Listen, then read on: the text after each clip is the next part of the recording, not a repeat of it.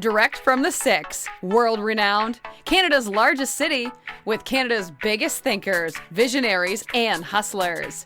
This is Startup Talk, featuring the founders, funders, innovators, and community leaders who've led Canada's startup ecosystem right here in Toronto. You'll hear the challenges, the failures, the successes. Toronto's Startup Podcast gives you the full story direct from the entrepreneurs and influencers who've made a difference. Now, the host of Startup Talk, the founder of Toronto Starts, the Startup Coach. Quebec is executing its innovation plan, and what do you think, John? Will it play off? Well, the thing is the thing with Quebec is they've always been kind of at the forefront. Like, they've always had better incentives than other provinces that are easier to get than other provinces. Alberta, for example, just it's ridiculous how difficult they make things. But I'm hopeful. Now, the thing is it's an ambitious effort to execute because it will hinge on several factors, including effective collaboration between the government, private sector, and educational institutions. But that being said, they do have a track record of successful incentives, successful initiatives that have come. I don't know so much of the failed ones that they've had. But unless they get some more negative press about the French language, and they get the collaboration, I think this is be good. Yeah, it looks like their investment includes $1.3 billion in budgetary appropriation, $600 million in investment capital financing, $75 million dedicated to Quebec infrastructure plan.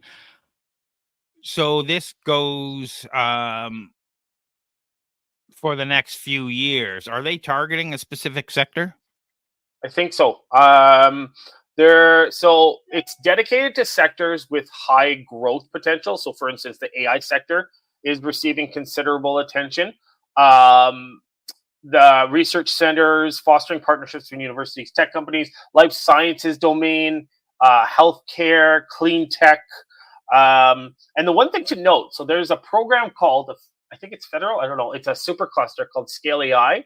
And if you're in Quebec, it's actually a 50-50 split as opposed to anywhere else in Canada, which is 60-40, or 40-60, however you want to say it.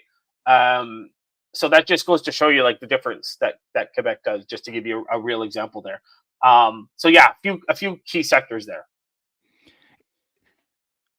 I took a little bit more of a dive into this, and it says they're really making it easy to apply on different levels. It's not just grants for startups. There's mentorships, there's educational programs, it's for incubators, accelerators. That seems to be different than what usually happens in Ontario. It seems to be hard and lots of hoops to jump through. Is it really easy, or are they just saying that? So I'll tell you right now, the SHRED program is a little complex as far as how to claim it, just because there's different tiers and different things like that. But as far as grants go, what was it? E-business was very easy to apply for, and there was another one through Investissement Québec. Can't remember what it was called, but that was an easy one to apply for. So, given their track record, yes, I could see that them making that claim is viable, 100%. So we know a bunch of Ontario startups. Is there any reason they shouldn't be applying for these? Do they have to physically be there? Do they just have to have an office there? They have to be registered there? How does it work? Yeah, so it all depends. I know it all depends because grants are all over the place. There are some grants where you have to have your headquarters there. There are some Quebec grants where you just have to have an actual physical office. Some say you just need a presence, which could be a virtual office.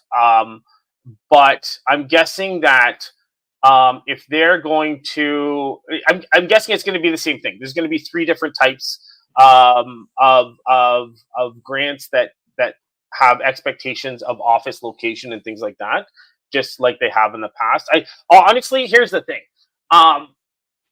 For Quebec, they've got a positive history of deploying these things and following through for the most part on what they're seeing.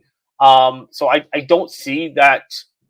I don't see a big um, uh, a, a, a big uncertainty here with them executing on this, except for if they don't get the buy-in from the private sector. That's the only thing I could see being the pushback. Well, it looks like the Quebec Innovation Plan outlines 5 strategic priorities, each with specific initiatives. Excel in research, science, and technology. Create an environment conducive to innovation. Support in-company investments and commercializations. Develop talent and innovation culture, and prioritize high-impact sectors and catalyst projects. Yeah. And that means all sorts of things, including the last one, artificial intelligence, quantum technology, cybersecurity. Yeah, it means a whole bunch of things. And that's good. It means that they're not just focusing on one specific sector. They're not just focusing on one specific initiative. They're diversifying. And then maybe one fails. And then they determine that, okay, no, and then they focus on other things. So this is great. The only thing is the long-term viability and impact obviously remain to be seen, but again, I have every faith in this being successful for the most part. And for me, successful means 80-90% of the plan gets done or gets implemented and has a positive impact.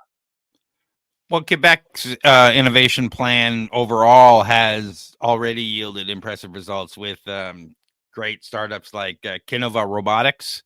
Yeah. They specialize in developing robotic solutions for various industries, including healthcare and manufacturing.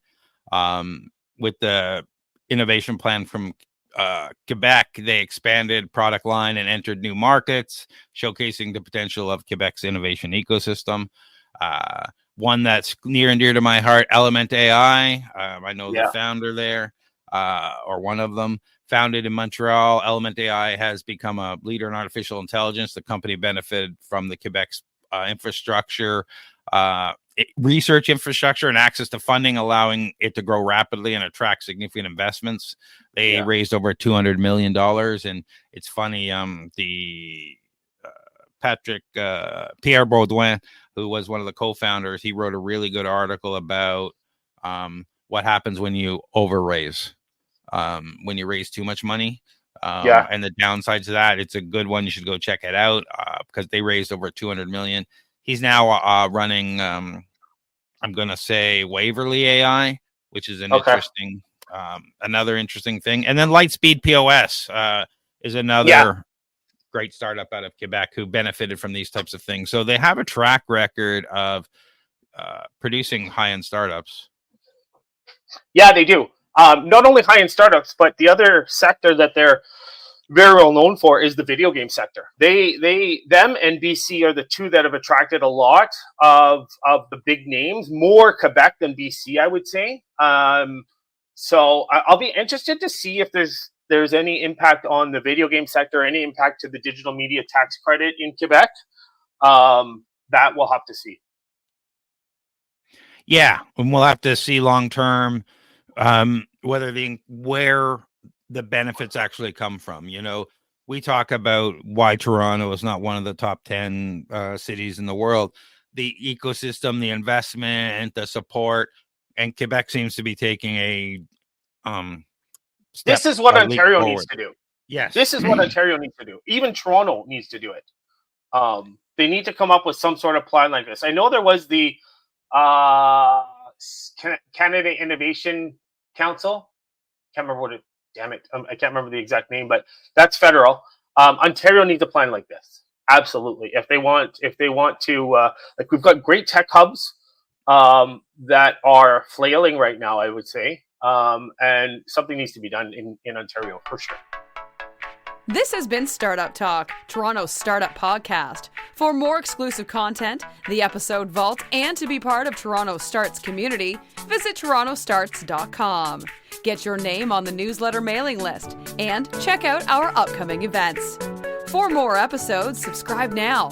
And please recognize the time and work behind the scenes put into connecting you with the biggest visionaries, entrepreneurs, and innovators in Toronto by leaving a 5-star review. Join us for more next episode from Toronto's most active entrepreneur and startup community on Startup Talk.